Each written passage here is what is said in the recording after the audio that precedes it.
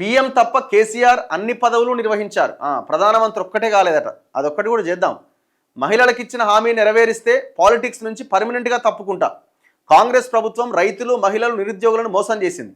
సత్తుపల్లిలో BRS కార్యకర్తల మీటింగ్లో comment. నువ్వు చెప్పిన అన్ని కరెక్టే.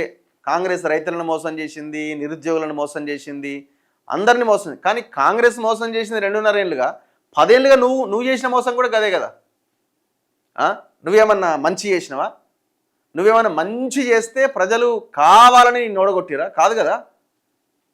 ఈ స్టేట్మెంటే రాంగ్ స్టేట్మెంట్. బీఆర్ఎస్ ఓడిపోవడం వల్ల తెలంగాణ నష్టపోయిందని. బీఆర్ఎస్ని ఆన్ ఫస్ట్ డే 2014లో గెలిపించడం వల్ల తెలంగాణ నష్టపోయింది. తెలంగాణ ఉద్యమకారులు మీరు, తెలంగాణ తెచ్చిన దాంట్లో మీరు భాగస్వాములు. అయ్యో తెలంగాణ కష్టపడ్డాడు కదా అని గెలిపిస్తే ఈ జాతీయ పార్టీలు నమ్మడానికి వీల్లేదు. వీళ్ళు రకరకాల స్టాండ్స్ ఉంటాయి.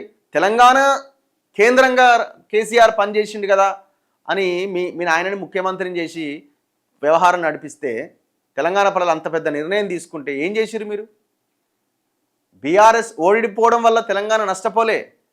బీఆర్ఎస్ 2014లో గెలిచిన తర్వాత తెలంగాణ నష్టపోయింది. ఏం నష్టమో చెప్పమంటావా? 25 లక్షల ఎకరాల భూమి, ప్రభుత్వ భూమి ప్రైవేటు పరం అయింది. చాలా ఇంకేమన్నా కావాలన్నా? చాలదా అదొకటి? లక్షల కోట్ల వ్యవహారం ప్రభుత్వానికి ఆస్తి కాకుండా పోయింది. అండ్ 2014 తర్వాత లాభపడ్డది ఎవరు? ప్రజలు ఎట్లాగో లాభపడలే, నష్టపోయారు. లాభపడ్డది మీ ఫ్యామిలీ. 2014 ముందు మీ బతుకులేంది? 2014కి ముందు మీ బతుకులేంది? మీ పరిస్థితి ఏంది? ఇప్పుడేంది మీ పరిస్థితి? ఎన్ని కోట్ల రూపాయల సంపద మీ చేతికి వచ్చింది? ఒక్క మీ పార్టీ అకౌంట్లోనే 1000 కోట్లు ఉన్నాయి.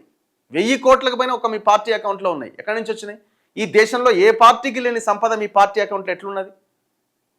దీనికి ఆన్సర్ ఉందా? తెలంగాణ అన్ని రకాలుగా నష్టపోయింది మీ వల్ల. ఇప్పుడు కాంగ్రెస్ వల్ల నష్టపోతున్నది. కాంగ్రెస్ ఎందుకు నష్టం చేస్తున్నది?